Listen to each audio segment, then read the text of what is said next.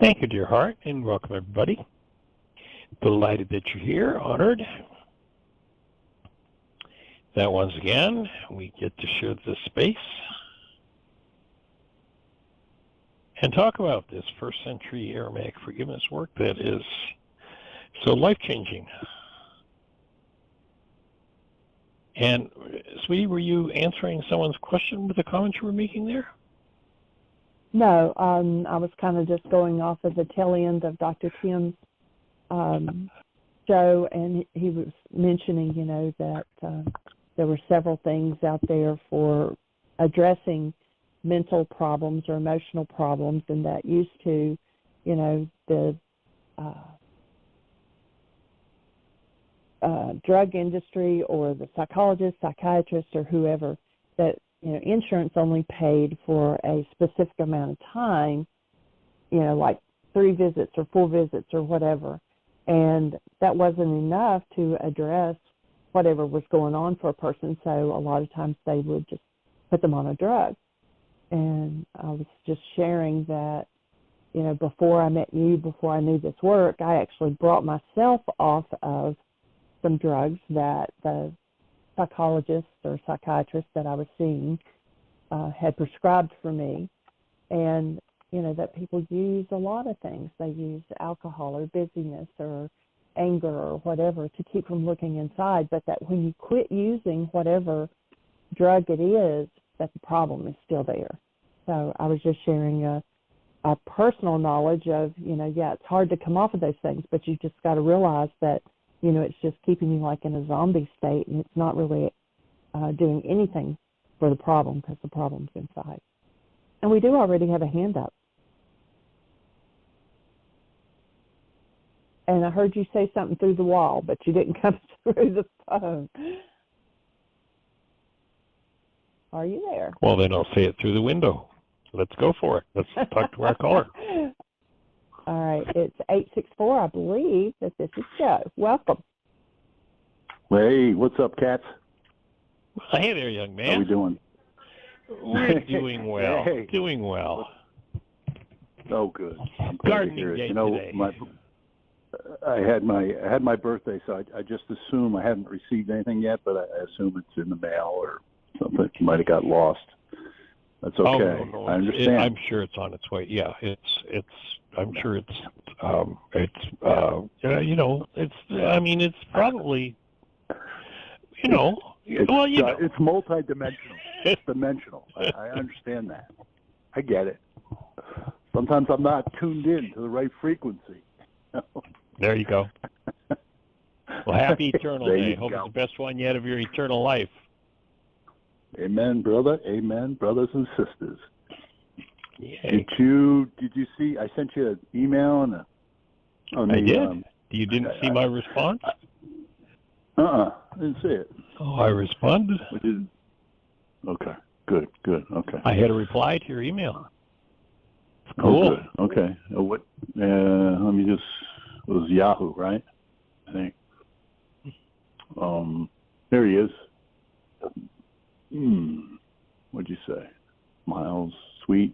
I would change. One change I would offer rather than forgive. Yep. Yeah. Go ahead.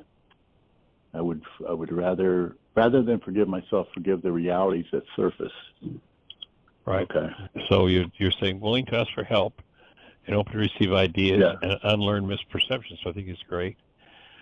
I learned to forgive myself for my own realities, and remember that forgiveness is not about letting oneself or another off the hook. You might, if you were to have that idea in there, it would more correctly be, as I learned to pardon myself for my own realities and learn to forgive those realities from my mind, from my body. That is, remove them, if you think in terms of removal. Otherwise, I think okay, it's you're nice. Okay. Let me just clarify what you just said. The line reads, I learned to forgive myself for my own realities. Right. And what you're saying is, you're saying something different. Say, I learned to... Yes. So what? Remember the culture that we're in, right. It's almost universal. So it's almost a universal thing to say is, I'll forgive myself, I'll forgive you. But what the Greeks did was they substituted pardoning for forgiveness. So the act that you're talking about there that you would do would be, I'll pardon myself. I'll let myself off the hook for that, and then I'll forgive that pained reality from my mind, from my body. I'll remove it. So if I need to think in terms of pardoning, if I've been judging myself for something that I've been doing, then I'm gonna pardon myself for my reality, and then I'm gonna forgive as to my reality. I'm gonna remove that reality from my mind. Be finished with it. Okay, so it's more of I learn to forgive the reality. I learn to forgive the reality from my mind. Yeah. Okay. Yeah. Never forgive anybody or anything.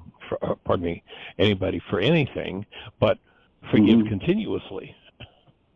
Right. Work at the removal process whenever there's something that's less than love, and pardon yourself if necessary. Gee, I did something that was off the hook. That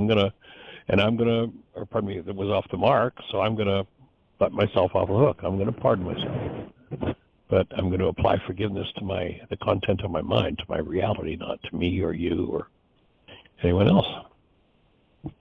Well, I also think that. But nice to add. Go ahead. No, go ahead.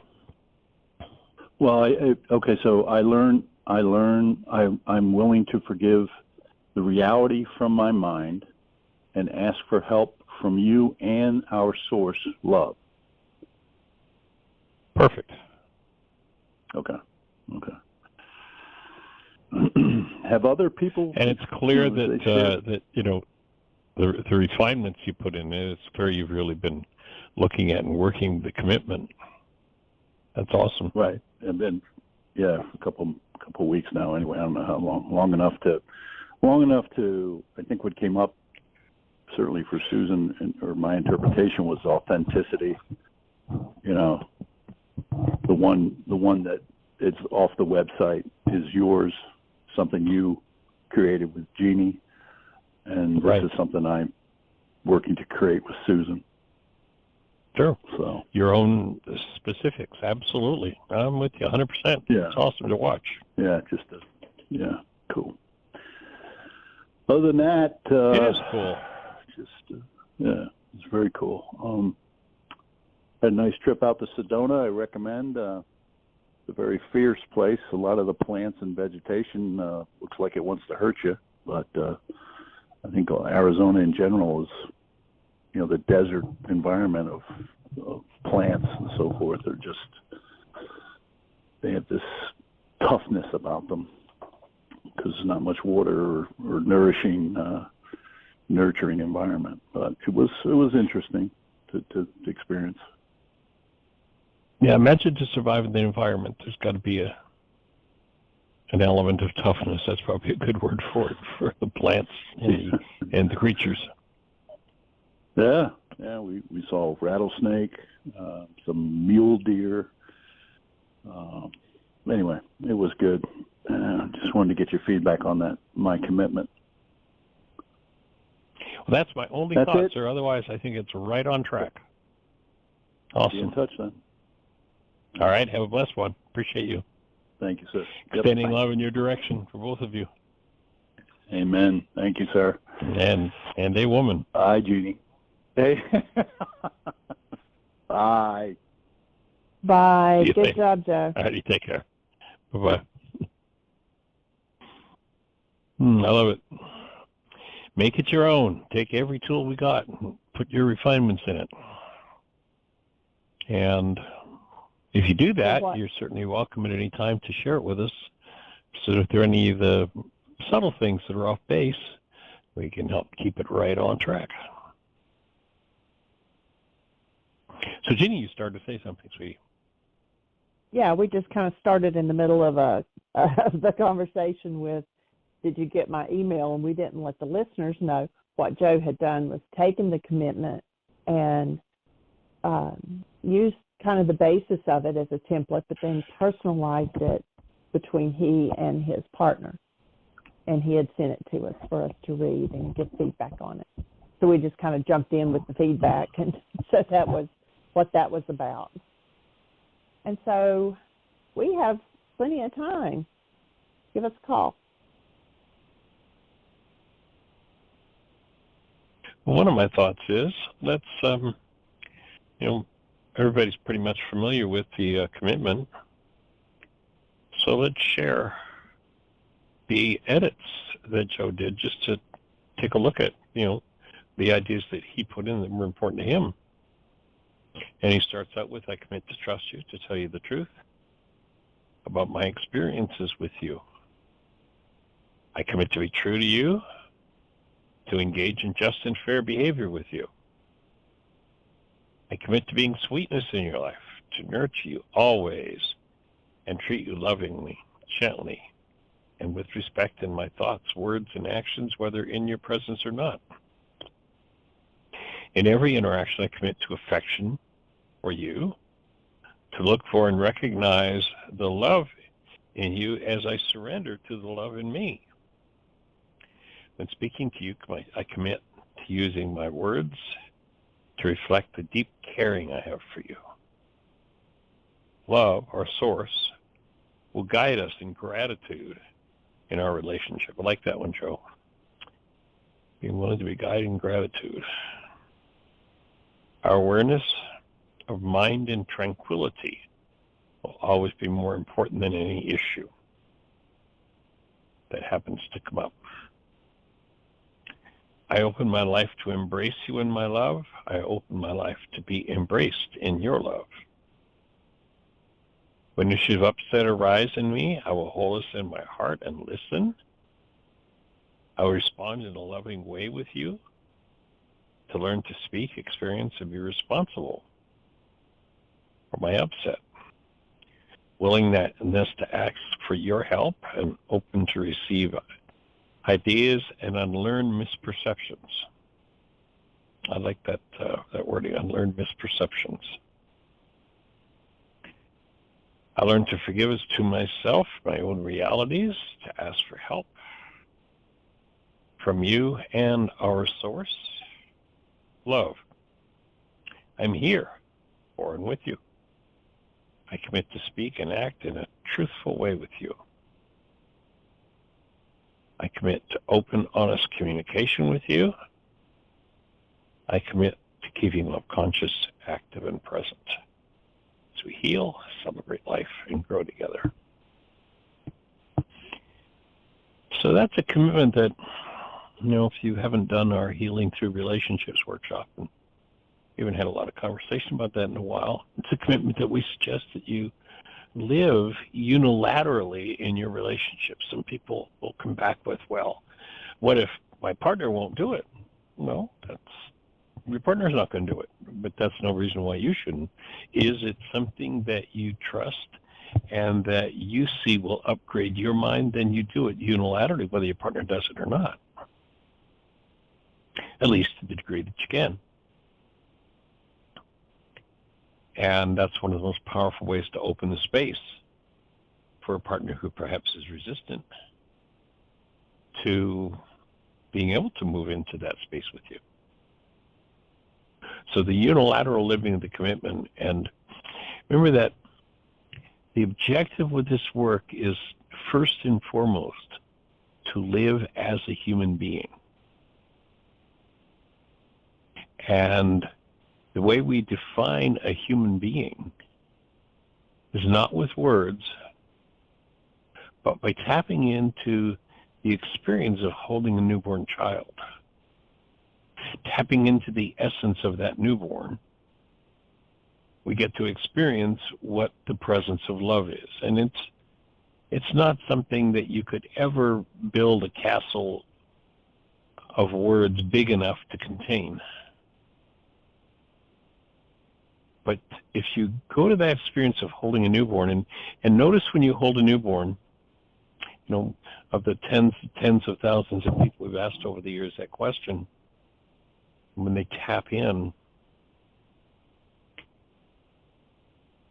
virtually everybody's answer is some variation on the theme of love.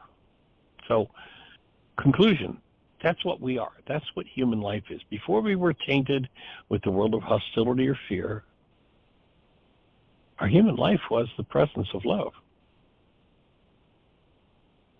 Now, commitment is designed to support me in living as that. in the context of a relationship with you. Of course, it's more fun if you've got two people that are efforting living that way, but absolutely not a requirement that your partner is in any way, shape, or form even interested in that. In fact, if someone isn't, it will lead to more opportunities and deeper levels of healing by making that commitment unilaterally. And so that's an offering from the Healing Through Relationships workshop, a tool that we teach called My Commitment. And if you go to the website, whyagain.org, and look under My Commitment, you'll see there are several different versions of it. That's one to live within the context of a more or less intimate relationship. There's one there to live with yourself. You know, when you're looking in the mirror, how am I going to treat myself? Lovingly, gently, and with respect. And unless you learn to do that with self, you know, if you're always sitting on the edge of a thought disorder about, gee, there's something wrong with me, which many people do because that's what their power person handed on to them. Oh, I have to behave a certain way, I have to look a certain way, I have to talk a certain way, I have to do everything a certain way, I have to be under the thumb all the time. That's where you want to start to live with that, in that commitment to yourself. Treating yourself lovingly, gently, and with respect. And to the degree that you don't do that, it's impossible to treat anybody else that way.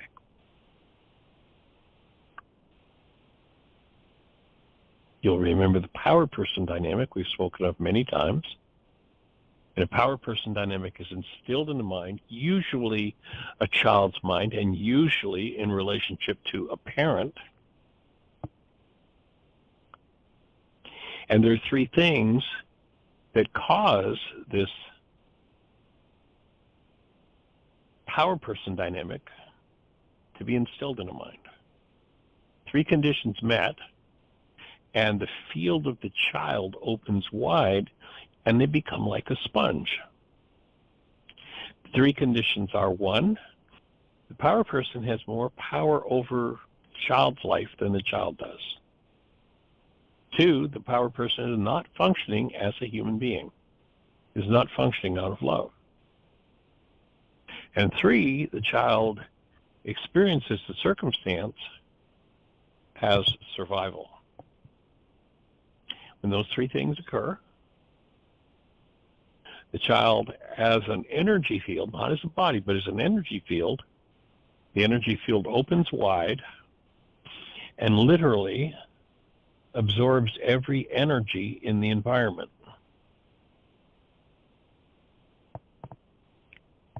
Everything, mental, emotional, physical energy that's present is without any resistance, change, or contemplation of appropriateness. That energy is just drawn in by the child and becomes the foundation for the behavior of the rest of that child's life. What does that look like?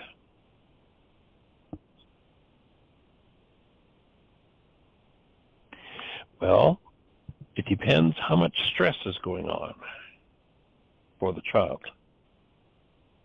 And the level of stress that one is under will determine what behavior people do. They'll proclaim, oh, there's a certain behavior I would never do, and they mean it, and they don't do it until they move into that space of being ultra-stressed.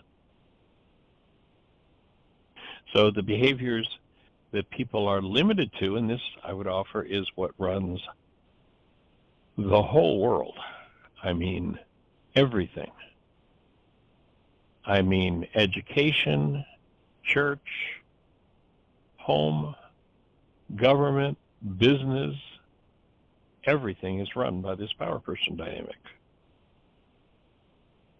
And when I say run by it, what I mean is the behaviors are determined by those power person dynamics within one's mind. So when there's no stress, what people do is whatever it is that they did to get along with their power person. So when there's little or no stress going on in someone's life, someone's mind, they'll do whatever they did to get along with their power person. When stress starts to build, they'll change their behavior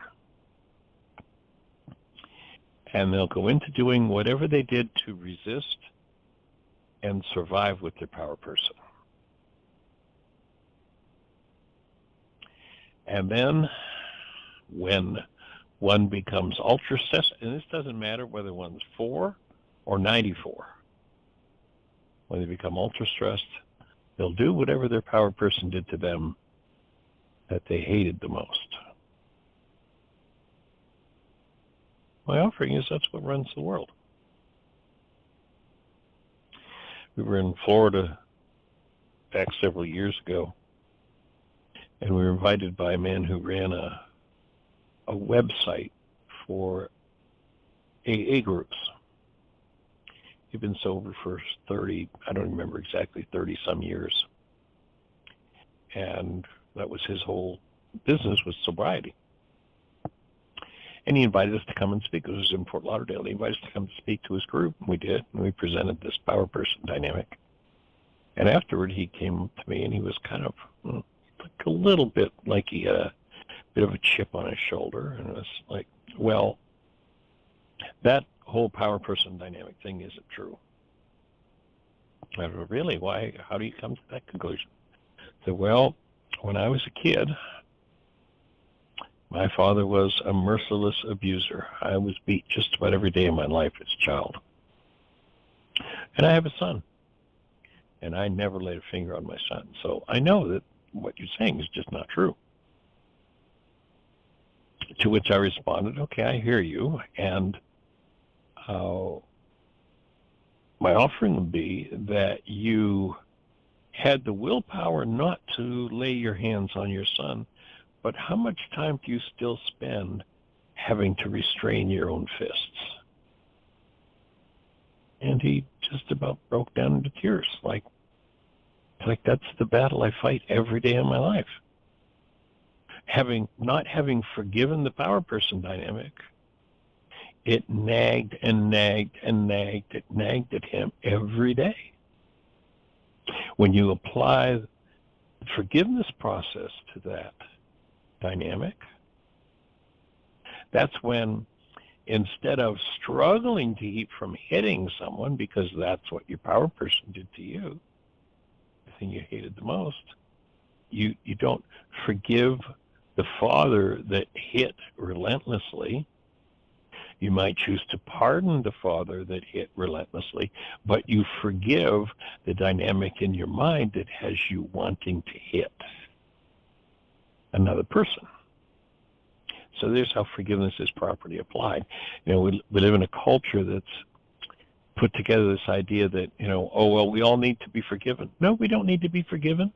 In fact, you will never be forgiven for anything because you can't be forgiven for anything. People will talk about, they'll even have bumper stickers that says, I'm forgiven.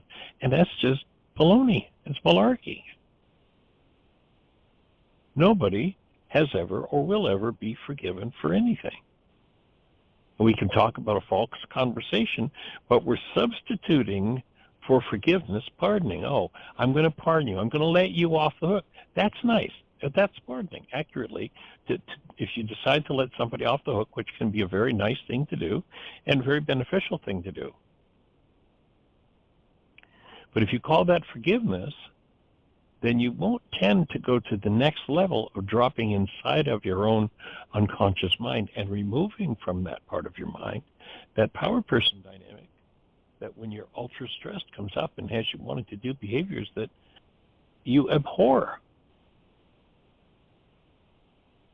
One of the other challenges in getting to the refinements of that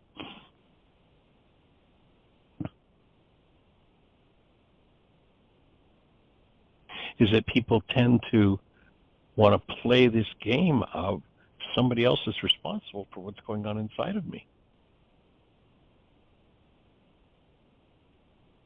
So, properly speaking, I pardon you, I forgive the dynamic in my mind that has me wanting to do a behavior toward you that violates experiencing myself as who I am as love, and I get to maintain my human life.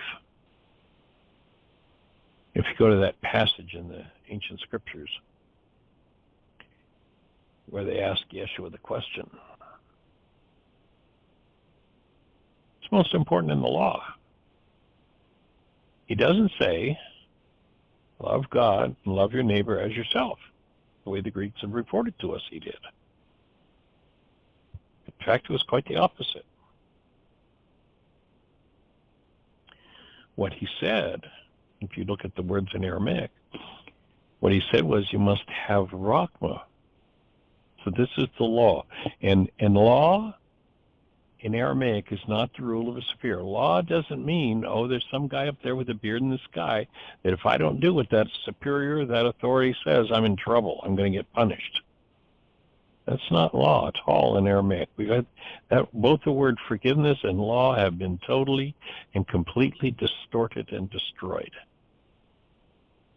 Law in Aramaic is simply the way things work. So if we listen to that question being asked of Yeshua, in essence what people are saying is, so here I am, I want to function truly as a human being. What do I have to do to function as a human being?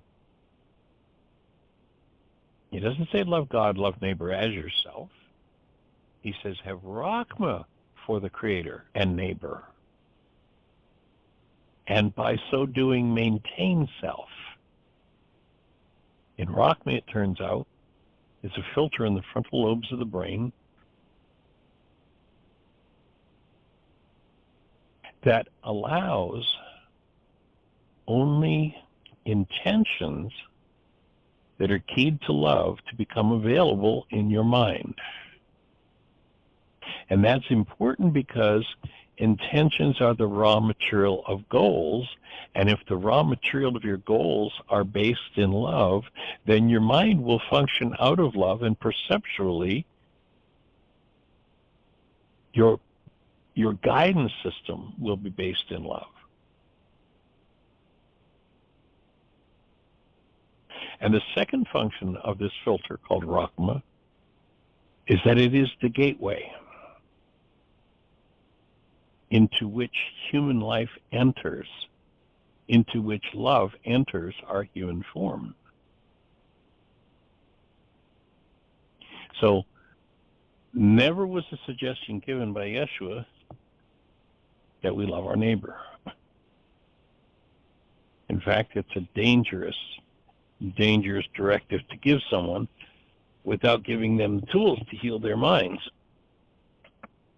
Because when you give someone that directive, and somebody's really committed, like, I'm really going to love this person.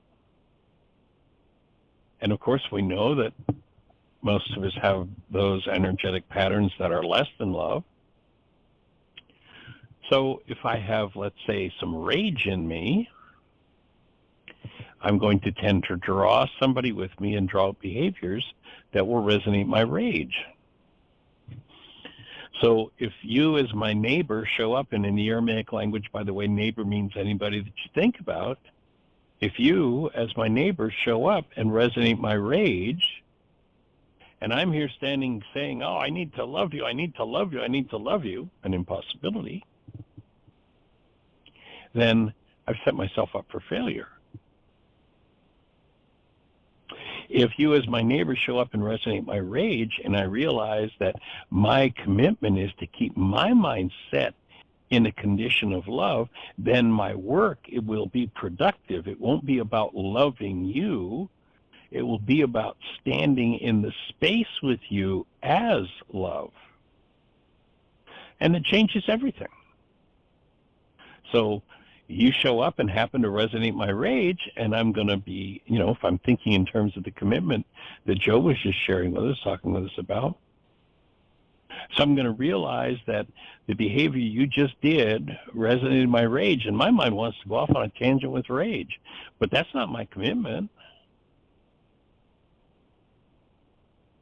And so if you resonate my rage and rage comes up and I pointed at you, I haven't broken my commitment to you until I stop functioning as love. And so when my mind is motivated by my commitment to function as love and forgive everything unlike love, now I'm on a winning path. And I hope that refinement makes sense for everybody, because it is a really key and important one. And of course, the process of forgiveness, if you're not engaged in it, you can go to our website, whyagain.org, and in the upper left-hand corner of the page, you can hit the link that says Start Here. And that will walk you through everything we know about forgiveness. There are, I could not tell you how many hours, but there are many, many, many hours of video, of audio, of work to be done to comprehend and to apply the tool of forgiveness. And remembering that the tool of forgiveness is a tool of removal. I was talking to someone this morning, and they were working with a company that was failing on several fronts. And they were like, well, I'm just going to, make sure they get this all fixed. And, they've rejected it before, but I'm going to make sure that, it's like, well, you could do that. And when I listen to the tone of your voice, you'll notice the frustration, the hostility that's in your voice. So you would be better off at this moment, rather than you're going to force this company to do what you haven't been able to get them to do so far, and you're not likely to get them to do. You can go up against the wall and build yourself more frustration. But I would suggest that you start out by canceling your goal for them to do it differently.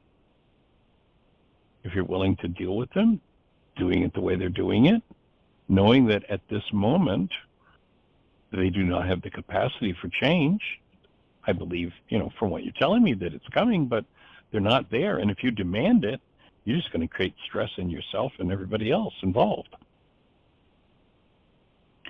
So the core of forgiveness, and you'll notice that you're never in a state, unless you're just a generally miserable person, you're never in a state that's less than love with someone unless they violate a goal you hold for them, whether that someone is yourself or another.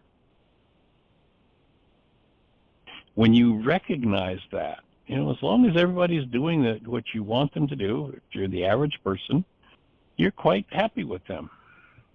And that includes yourself. Notice you never point anger or rage or anything else like that at yourself, as long as you're keeping up with everything you say you want to accomplish. And the same with everyone else.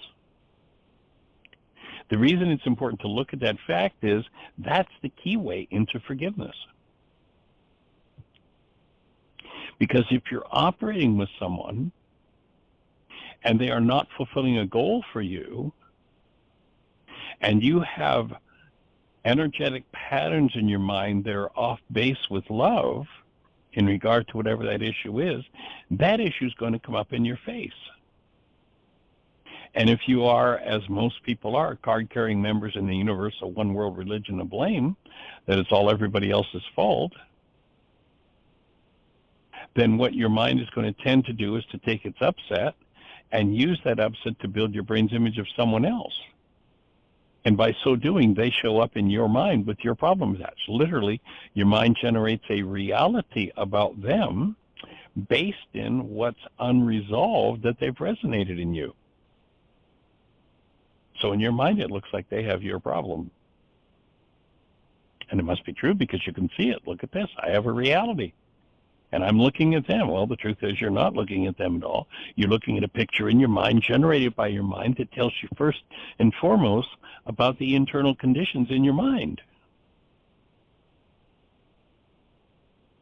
And if you recognize that there's something off base with love in that internal condition in your mind, then you have work to do. because it's you that's being dropped into or guided into some form of hostility or fear.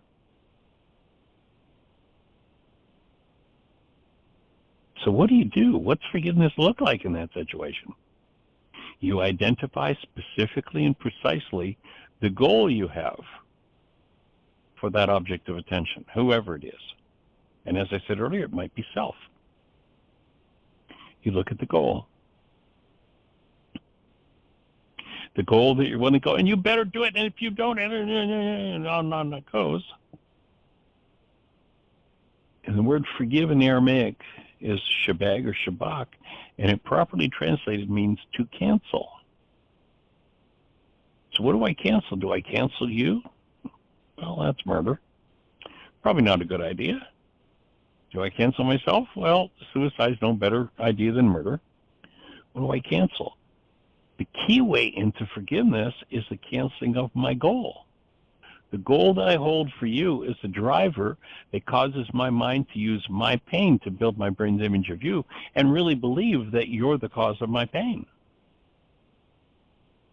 And so when I cancel that goal, that driver, that pained construct in my mind collapses in on itself. And when it collapses in on itself, it gives me access to the underlying dynamic that's hidden inside of me. The unconscious part of my mind that's being filtered through some form of hostility or fear. And when that drops in, if I drop into that state of mind, that aspect of my own mind, while holding love, conscious, active, and present, while sticking to my human life, then that energy begins its dissolution. And that is where forgiveness happens. Forgiveness is the dissolution of the energies of any form of hostility or fear that I hold within me that can distort my perception of myself, of life, or of you. And my offering is that the purpose of life is to kick us right square in the limitation, to show us what we're holding on to. And so if there's an energy with which we're destroying ourselves, life is going to, through resonance, hone in on that energy and send someone to play it out with you. And if we stop the game of projection, and projection is the act of taking something inside of me and making a picture of you out of it. The culture generally teaches that projection is taking something inside of me and putting it outside of me. But that's not projection. That's externalization. Projection is taking an energy pattern based in some form of hostility or fear and building my brain's image of you out of it, projecting it into my brain's image of you. And in order to heal, I need to collapse that. And the collapsing of that projection is called forgiveness. When that picture collapses, the part of my mind that I've been hiding from myself, I now have direct access to you too. And thank you for showing it to me. And now I can apply the process of forgiveness and remove that energy that perhaps has been there for a dozen generations in my bloodline, but I didn't even know it was there. So in a nutshell, that's the whole forgiveness process and what we are here to understand and put to work.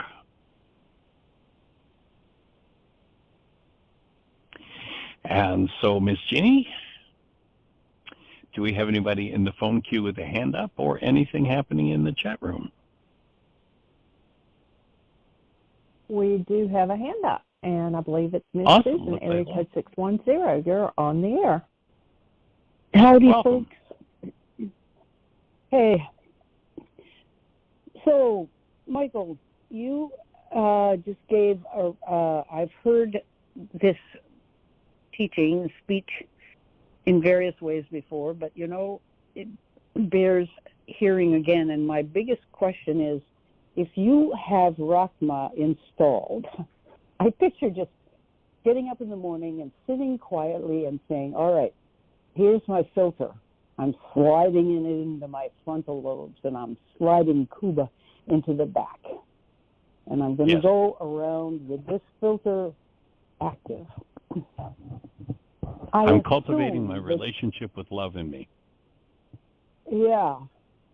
But I'm assuming that if you do that, you will experience a lot of joy in your life.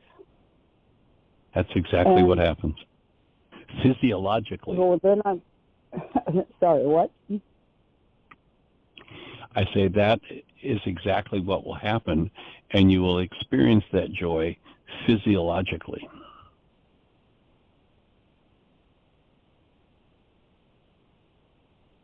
Well, I think I might know what you mean, but tell me what you mean.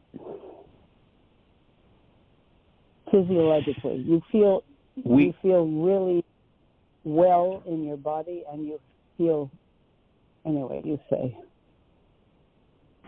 Well, my take would be that when we're living as human beings, we come to life out of a state of connectedness to love that produces a sensation in the body that is wondrous and amazing. Mm-hmm. I've had moments of that. I figure we all have had moments of that. But I just read an essay that Dr. Tim is reading, a book called A Walk in the Physical, and I've told you about it before. He has an essay called Choose Joy. He doesn't talk about Rahman Kuba, but you certainly would have those filters in place for this. But my question is, how do you, if you're choosing joy, you're choosing, first of all, to live like a human being and to be, have Rahma and Kuba well installed. But so the idea of choosing joy directly has never really worked for me. I thought, I can't find it. I can't get there. I don't know how to do that. Right. It kind of comes upon you as a result of those other things. Yes. Okay. It's a secondary. Mm-hmm. Yeah, I love Teilhard Chardin is a paleontologist from back in the 50s, and his statement has always been a light in my life when he said, the infallible sign of he says that the presence of God or love is joy. And I like to adjust that a little bit, because that's not really the infallible sign of the presence of God. It is that presence that produces the joy. So it would be the awareness of the presence of God or love that brings us joy. Because if it were, in fact, just the infallible sign of the presence of the Creator, then we'd all be in joy 24/7, 365, because we can't be out of the presence of the Creator. But we can lose our awareness of it by paying attention to realities generated out of hostility or fear. And that's why the forgiveness process is about removing that and stepping back into that connected space of joy. Yeah.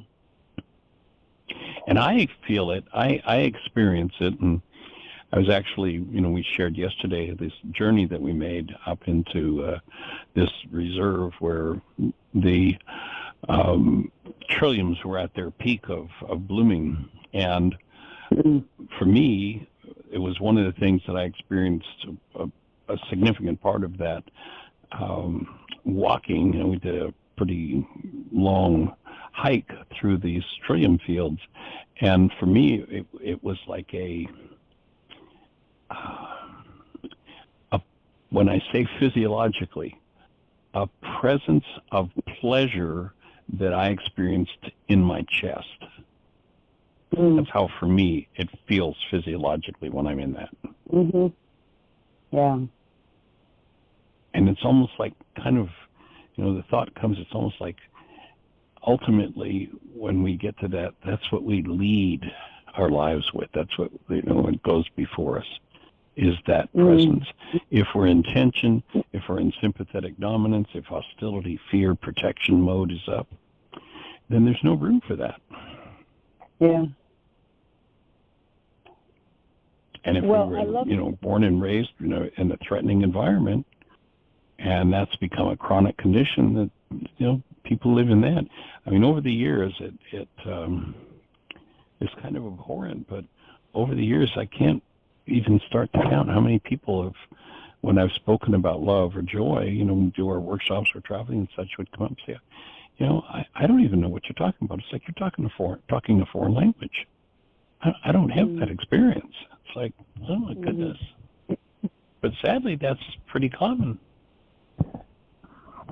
People who've had, they've done a lot of research on childhood trauma and identified, I forget it was 6 or 8 different childhood traumas, and something like 60% of the culture have got, I forget the number, some have 4 or more of those traumas in their lives. It can be hard for that person to experience the actual presence of joy in their physiology, but to me, that's where it's designed to be experienced. And for me, that's kind of one of the ways I measure how I'm doing with my own process and my own inner work.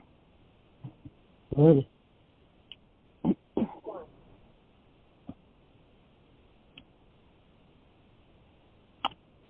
Well, I have a couple of questions for you. They're sort of hovering around this area. Awesome. You listened to the story and the opera story and so forth yesterday, and I had been so tired, and the fatigue has lasted all night and into today, and I contacted both my heart doctor and the regular doctor via a message and just said, look, this is really pretty severe, and it may not be related to a medication, but the heart doctor put me on a statin drug. I'm trying to attack this from all angles. Sure. And he said, I told him that I had had a very mild case of COVID, and I was wondering, is this exhaustion? It was long COVID. And he wrote back and said, it's doubtful that it's this statin, but why don't you stop it for 2 weeks? You'll find out and then go back on it. I don't like going onto medications, and you know all about that, but right. So he was good. He said, go off of it and see what happens. And I have an appointment tomorrow with a new doctor to test thyroid function, because my stamina has been sliding slowly for about a year maybe, and I think it might be age, but I'm not sure, because my mom was very vigorous until 95. But along with that, and running parallel, is the work you did with me yesterday, and the fact that you thought I was in a healing crisis, and there is something to that, I think. I did a worksheet on my doctor not having been up for the job. I think you're right. She just didn't have tools like yours and didn't know how to handle a person like me at that time. And you said doing a worksheet on it. I tried to do it, and it's weird, and this is my question. I'm not aware of any anger at her for that, nor have I ever been angry at my mother. I don't know whether those are parallel. And then I called a psychic therapist friend of mine, kind of wild person, she's a good friend. I told her about the thing, and she said, oh my God, I know what it is. That woman was your mother in a past life. And that doesn't resonate at all either. So Right. I don't know how useful that would be if I discovered she was so it happened back then. Well, it happened, and it's happened this time, so what difference? Anyway, I was just curious about the fact you wanted me to do a wake-up sheet. You seemed quite adamant about it. you had an insight, something to do with her not being able to take me all the way to where I needed to go, or something like that. Do you remember that at all? I do. The thought that comes, if you just take a breath or two, is to invite you to just go back and when do you first remember being angry with your mother? I don't remember being angry with her ever. I'm telling you the truth. I've thought about this. Well, my take would be that, Shakespeare said, "My words fly up, my thoughts remain below." And informed us that we only use language that relates to what we're dealing with. And so if there was never anger with your mother, then I don't think in 1,000 years you'd ever say there was never anger with my mother. I think what you'd say is, I've always been approving, connected, and loving with my mother.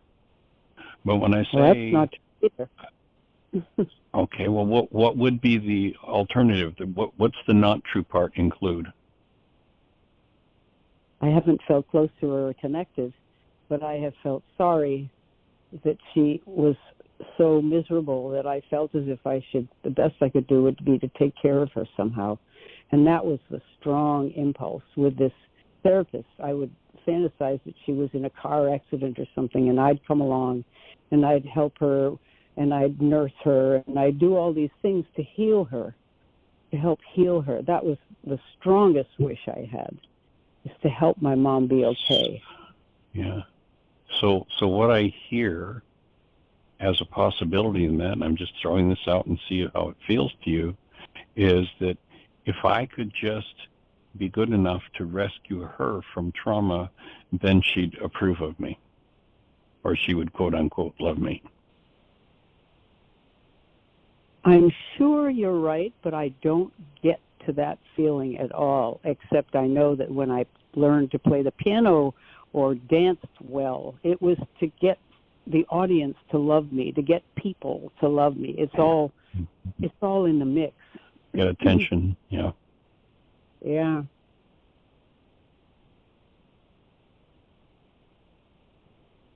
So we watched an interesting. I think you've got Netflix, right? I you used mentioned to. that before. We don't. Oh, you don't have it. Okay. Yeah. What's the movie? I could get it. We just watched a thing that was done on. Jean, do you remember what the name of that was? American Girl or Americana? That we watched the other night. Up. In any event, we had touched into, and the artist's name is... It's Taylor Swift, and it's called Miss Americana. Yeah, Taylor Swift, Miss Americana. I think you can probably get parts of it on YouTube as well. Yeah, she's like a top, I don't know if you're familiar with her, but I know. A top country music star.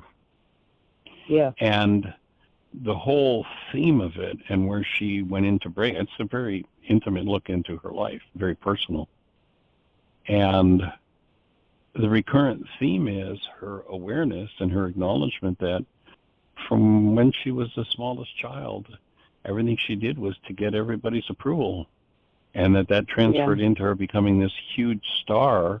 And, it was all to get the applause and the approval of the audience. Mm-hmm. And if one, and so my thought was, if you had the facility, the ability to watch that might just resonate, stir more of what this is about for you.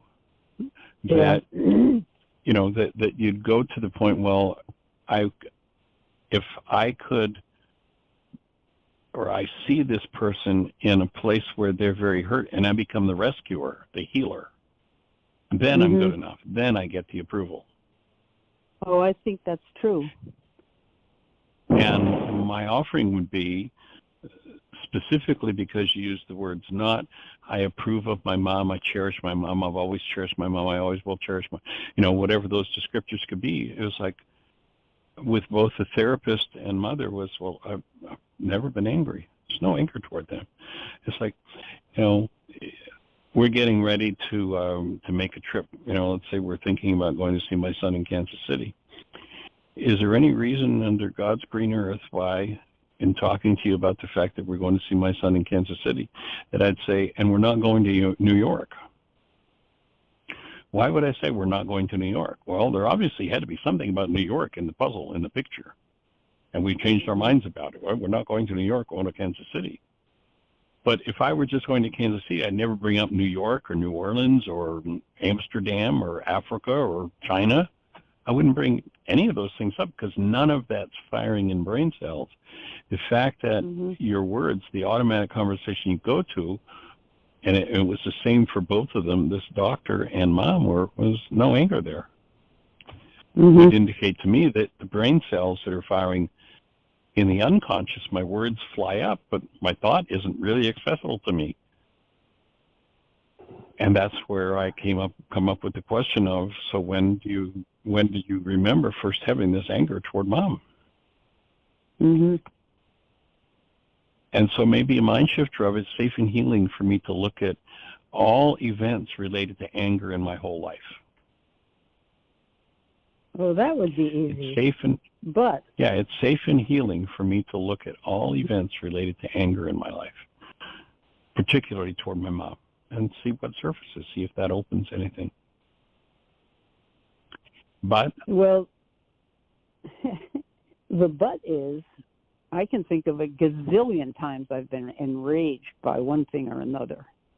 It's like that man you told about just in this time, the father who said, "Oh, it's not true. I'm not a power person to my son, even though my father was rough with me. I never." And you said, "Well, how much time do you spend restraining your fists?" Well, I have had plenty of rage, and I used to express it mainly to a dish that didn't fall into place, or a cabinet door that I bumped into, but I thought it was the cabinet door that hit me. Stuff like that. Safe things to be angry at. Safe. Those are the things. Yeah. It's not safe to be angry at your mother. So I'd go into it safe and healing for me to look at all occasions of anger toward my mom and let yourself drop into that, breathe, and see what you find there, because the words definitely indicate that that's the direction that your healing lies. That would be my offering. And we are down to the last few seconds. The show's going to cut us off, but we'll continue the conversation until it decides to disconnect us. Okay. But that's the direction I'd take my work at this point if I were you. And then allow that space, that which you can easily take out on a dish, to be filled with that presence of joy that we're designed for. That physiologically is designed to express in every cell of our structure 24/7, 365. That'd be my vote for you, and I'd join you in it and do it too. On a whole new level for me. Oh, boy. Well, thank you. Honored, delighted, and opening the space for everybody in the audience to do the same. Like, create this ring of support and moving through those dynamics.